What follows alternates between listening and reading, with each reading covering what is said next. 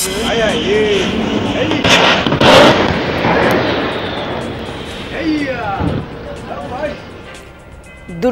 কবলে বিমান বাহিনীর প্রশিক্ষণ বিমান পড়ে গেল চট্টগ্রামের কর্ণফুলী নদীতে, 2 পাইলট উদ্ধার।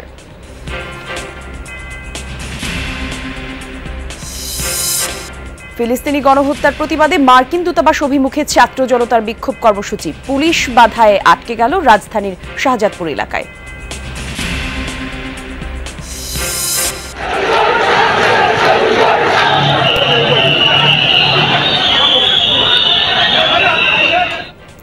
সহিংসতা, কম ভোটার উপস্থিতির কারণে আলোচনায় প্রথম দফার উপজেলা নির্বাচন। বেশিরভাগ জয় আওয়ামী লীগের, নজর কেড়েছেন বিএনপির বহিষ্কৃত নেতারাও। এবার ইউক্রেনের খার্কিভ এবং আভদিভকা শহর নিয়ন্ত্রণে নেওয়ার কথা জানালো রাশিয়া। মস্কোর হামলা শক্তভাবে প্রতিহতের দাবি কিয়েভের।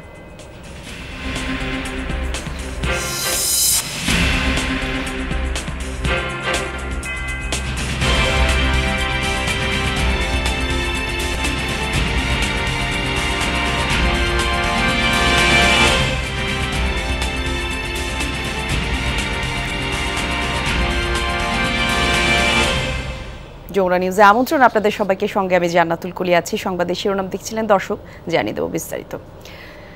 চট্টগ্রামের বাংলাদেশের বিমান বাহিনীর একটি YK-130 প্রশিক্ষণ যুদ্ধ বিমান যান্ত্রিক ত্রুটির কারণে দুর্ঘটনায় পতিত হয়েছে। বিমানের 2 জন পাইলটকে উদ্ধার করা হয়েছে বলে জানিয়েছে ISPR। সকাল 10:22 এই দুর্ঘটনার ঘটনা ঘটে। আর প্রশিক্ষণ যুদ্ধ বিমানটি কর্ণফুলীর 11 নম্বর ঘাট এলাকায় নদীতে পড়ে যায়। 2 পাইলট প্যারাশুট দিয়ে বিমান থেকে নেমে পড়েন। ঘটনাস্থলে উদ্ধার তৎপরতা চালাচ্ছে নৌবাহিনী, ফায়ার সার্ভিস। এ ঘটনায় চট্টগ্রাম বন্দরে জাহাজ চলাচল বন্ধ রয়েছে।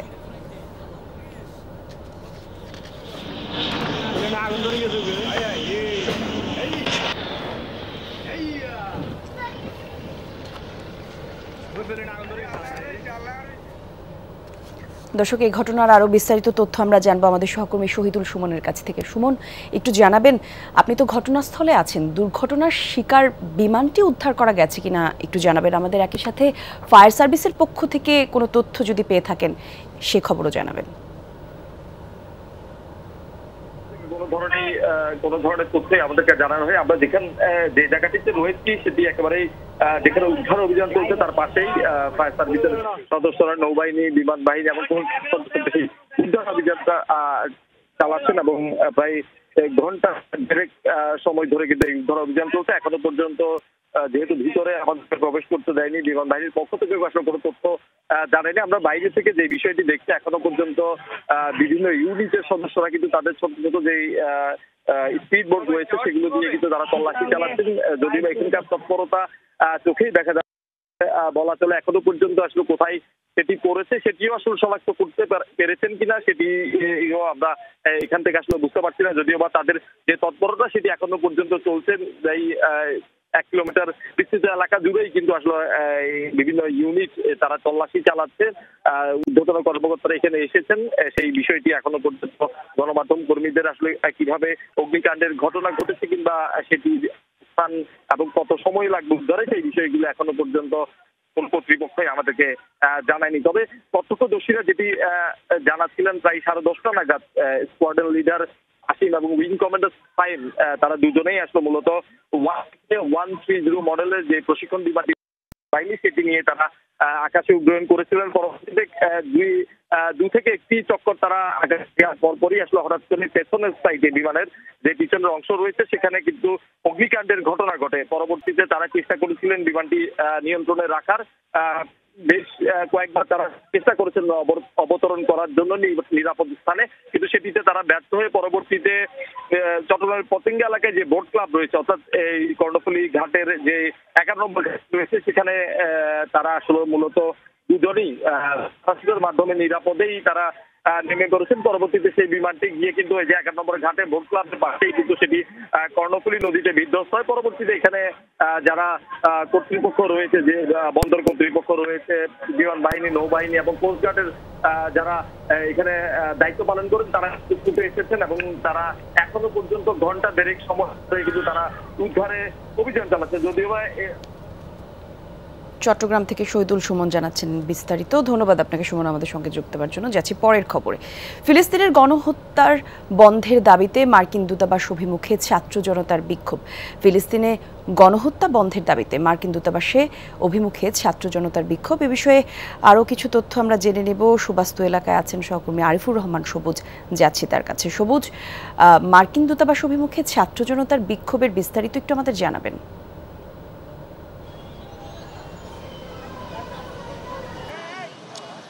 মূলত সুবাস্তু টাওয়ার থেকে 15 মিনিট আগে এই যে ছাত্র জনতার বিক্ষোভ, সেখানে মূলত জড়ো হয়েছিলেন বিভিন্ন স্কুল কলেজের শিক্ষার্থীরা এবং বিশ্ববিদ্যালয়ের শিক্ষার্থীরা, এবং সেখান থেকে মূলত এই যে জমায়েতটি, সেই জমায়েতটি মিছিল সহকারে ইউএস এম্বাসির দিকে অভিমুখে এগোতে থাকে এবং এর মধ্যেই শাহজাদপুর এলাকায় মূলত কনফারেন্স টাওয়ারের সামনে প্রথমে পুলিশ বাধা দেয়।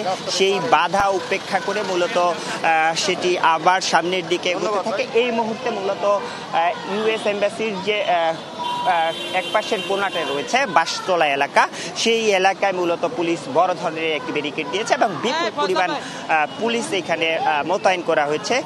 মূলত তারা যেটি বলছেন যে এই যে গণহত্যার প্রতিবাদে ইউএস এম্বাসি ঘেরাও, এই জায়গাটিতে আসলে কোনো ধরনের বিশৃঙ্খলা করার কোনো সুযোগ নেই।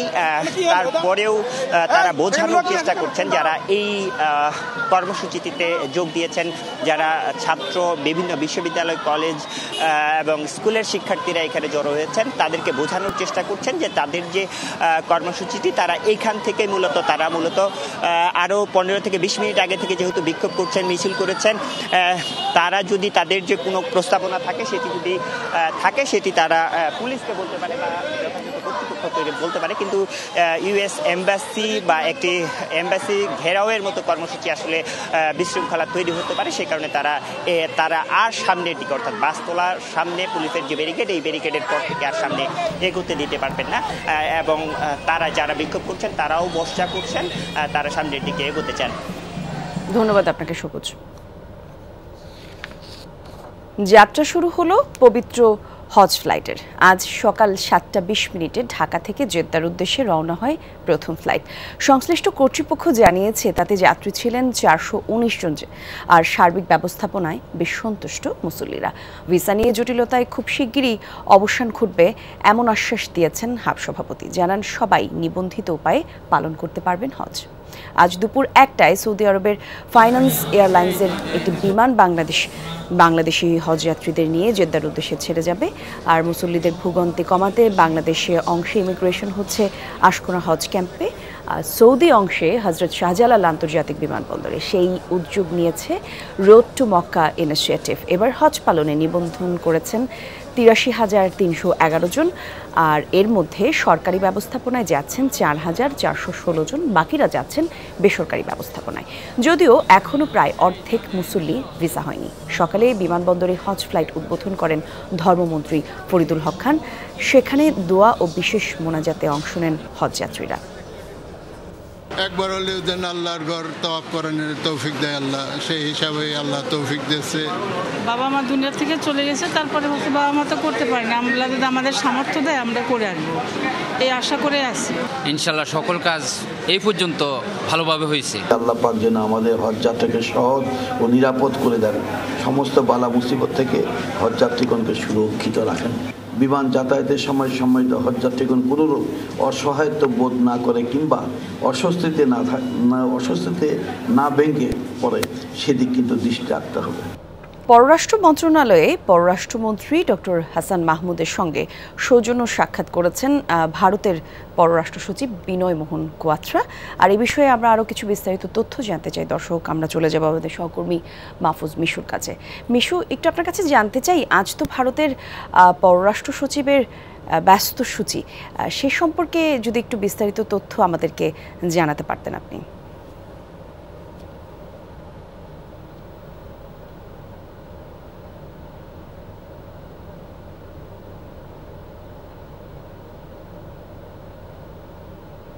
সচিব বিনয় কোয়াত্রা তিনি গতকালকে সন্ধ্যায় ঢাকা এসেছেন এবং ঢাকায় আসার পরে তার প্রথম এবং প্রধান যে কাজটি মূলত ছিল বাংলাদেশের প্রধানমন্ত্রী শেখ হাসিনাকে ভারতের প্রধানমন্ত্রী নরেন্দ্র মোদীর পক্ষ থেকে আনুষ্ঠানিকভাবে ভারত সফরের যে আমন্ত্রণপত্র সেটি পৌঁছে দিয়েছেন। আপনি জানেন যে টানা চতুর্থ দফা প্রধানমন্ত্রী হিসেবে শপথ নেওয়ার পর থেকে প্রধানমন্ত্রী শেখ হাসিনা প্রথম দ্বিপাক্ষিক সফরে কোথায় যাচ্ছেন সেটি নিয়ে আমাদের প্রতিবেশী সহ বিভিন্ন গুরুত্বপূর্ণ রাষ্ট্রের আগ্রহ ছিল। যদিও থাইল্যান্ডে তিনি এরই মধ্যে একটি সফর করেছেন, সেটি যদিও বাইল্যাটারাল ছিল কিন্তু মাল্টিল্যাটারাল ছিল, কিন্তু তার পাশাপাশি দ্বিপাক্ষিক বৈঠক করেছে। এদিকে চীনের পক্ষ থেকে আগ্রহ রয়েছে প্রধানমন্ত্রী শেখ হাসিনা কবে যান। সেই জায়গায় ক্ষমতাসীন আওয়ামী লীগ সরকার আনুষ্ঠানিকভাবে যেটা বলে আসছে তারা আগে ভারতেই যেতে চান, কিন্তু ভারতের নির্বাচনের কারণে সেটি এখনই সম্ভব হচ্ছে না। ফলে ধারণা করা হচ্ছে আগামী জুলাইয়ের শুরুতেই প্রধানমন্ত্রী শেখ হাসিনা হয়তো দিল্লি সফর করবেন। মূলত সেই আনুষ্ঠানিক আমন্ত্রণ পত্রটি প্রধানমন্ত্রীর হাতে ভারতের পররাষ্ট্র সচিব পৌঁছে দেওয়ার পরে ডক্টর হাসান মাহমুদ বাংলাদেশের যিনি পররাষ্ট্রমন্ত্রী তার সঙ্গে তিনি সৌজন্য সাক্ষাৎ করতে এসেছেন এবং সেই বৈঠকটি প্রায় ঘণ্টা খানেক ধরে চলছে। এবং এই বৈঠকের পরে বাংলাদেশের পররাষ্ট্র সচিব মাসুদ বিন মোমেনের সঙ্গে তার আনুষ্ঠানিক সাক্ষাৎ হবে, বৈঠক হবে এবং সেখানে মূলত দ্বিপাক্ষিক বিভিন্ন ইস্যুতে কথা হবে। গতকালকে আমরা পররাষ্ট্রমন্ত্রীকে জিজ্ঞেস করেছিলাম সাম্প্রতিক সময় আবারও সীমান্তে বেসামরিক মানুষের যে হত্যাকাণ্ড সেটি বেড়ে যাওয়ায় বাংলাদেশের যে উদ্বেগ সেটি ভারতকে জানাবে কিনা। তিনি বলেছেন যে সেই বিষয়টা আবারও তোলা হবে এবং কিভাবে সেটি বন্ধ করা যায় সেটির জন্য যৌথ টহল সহ আর কি কি প্রক্রিয়া অনুসরণ করা যায় সেটি নিয়েও ভারতের পররাষ্ট্র সচিবের সঙ্গে কথা হবে। খুবই সংক্ষিপ্ত এই সফর, পররাষ্ট্র সচিবের সঙ্গে বৈঠক এবং মধ্যাহ্নভোজের পর বিকেল 4টার দিকে তিনি দিল্লির উদ্দেশ্যে ঢাকা ছাড়ার কথা। ধন্যবাদ আপনাকে বিষয় আমাদের সঙ্গে যুক্ত হওয়ার জন্য। প্রথম ধাপের 139 উপজেলায় পরিষদের ভোটের বেশিরভাগ জায়গাতেই চেয়ারম্যান পদে জয় পেয়েছেন আওয়ামী লীগের রাজনীতির সাথে জড়িত প্রার্থীরা। স্থানীয় সরকারের এই নির্বাচনে বিএনপির বেশ কয়েকজন বহিষ্কৃত নেতা বিজয়ী হয়েছেন। তারা হলেন চাঁপাইনবাবগঞ্জের ভোলাহাটে বিএনপির বহিষ্কৃত নেতা আনোয়ারুল ইসলাম, গোমস্তাপুর উপজেলা বিএনপির বহিষ্কৃত নেতা আশরাফ হোসেন, বান্দরবান সদরে জেলা বিএনপির বহিষ্কৃত সিনিয়র সহ সভাপতি আব্দুল কুদ্দুস, সিলেটের বিশ্বনাথে জেলা বিএনপির সাবেক সহসভাপতি সোহেল আহমেদ, গাজীপুরের সদরে বিএনপির বহিষ্কৃত নেতা ইজাদুর রহমান চৌধুরী এবং শেরপুরের ঝিনাইগাতীতে উপজেলা বিএনপির বহিষ্কৃত নেতা আমিনুল ইসলাম বাদশা বিজয়ী হয়েছেন। এদিকে নারায়ণগঞ্জের বন্দর উপজেলায় চেয়ারম্যান পদে বিজয়ী হয়েছেন জেলা জাতীয় পার্টির সহসভাপতি মাকসুদ হোসেন ও কুড়িগ্রামের চিলমারিতে উপজেলার জাতীয় পার্টির আহ্বায়ক রুকনুজ্জামান শহীদ জয় পেয়েছেন।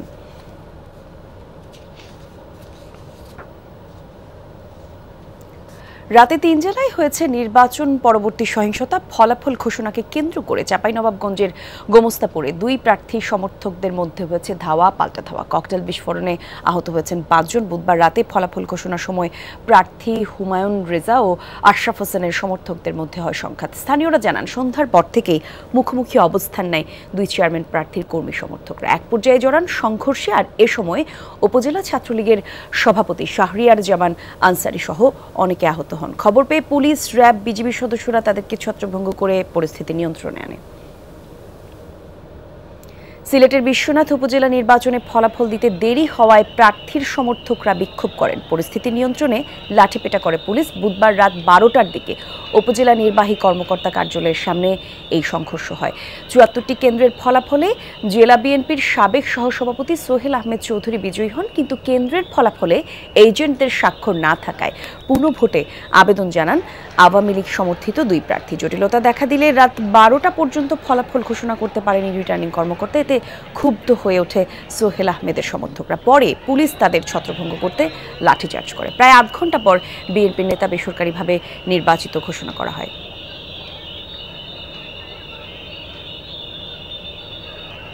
শরীয়তপুরের নড়িয়ায় উপজেলা পরিষদ নির্বাচন পরবর্তী সহিংসতায় চেয়ারম্যান সহ অন্তত 8 জন আহত হয়েছেন। বুধবার রাতে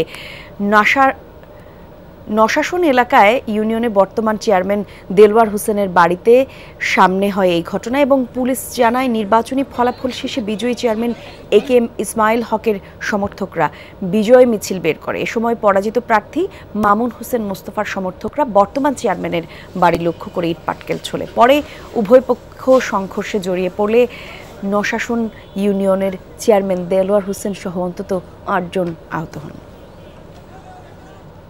চিত্রনায়ক সোহেল চৌধুরী হত্যা মামলার রায় আজ দুপুরে ঢাকা দ্রুত বিচার ট্রাইব্যুনাল 2 এর বিচারক অরুণাভ চক্রবর্তীর আদালতে এই রায় ঘোষণা করবেন।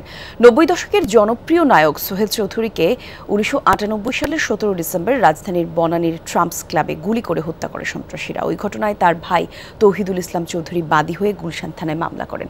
চাঞ্চল্যকর এই হত্যার মামলার আসামি আজিজ মোহাম্মদ ভাই ট্রাম্পস ক্লাবের মালিক আফকাফুল ইসলাম ওরফে বান্টি ইসলাম, সেলিম খান, হারুনুর রশিদ ওরফে লেদার লিটন, আদনান সিদ্দিক পলাতক। অন্য আসামিদের মধ্যে অশিস রায় চৌধুরী ওরফে বতুল চৌধুরী, তারিক সাইদ মামুন, ফারুক আব্বাসি জামিনে, আর কারাগারে আছেন সানজিদুল ইসলাম ইমন।